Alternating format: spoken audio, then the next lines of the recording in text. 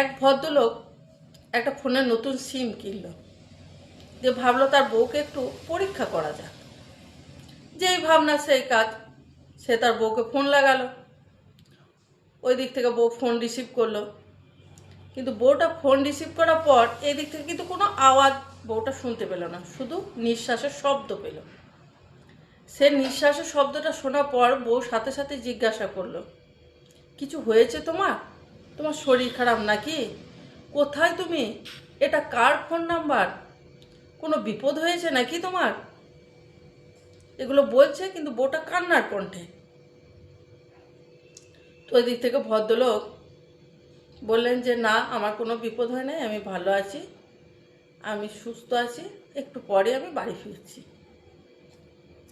তারপর ভদ্রলোক খেয়াল করলেন যে তার চোখ দুটো ঝাপসা হয়ে যাচ্ছে এবং তার চোখ থেকে দু ফোঁটা পানিও গড়িয়ে পড়ল। তখন ভদ্রলোক ভাবলেন, এটাই বুঝি একটা যত্নশীল নারীর ভালোবাসা।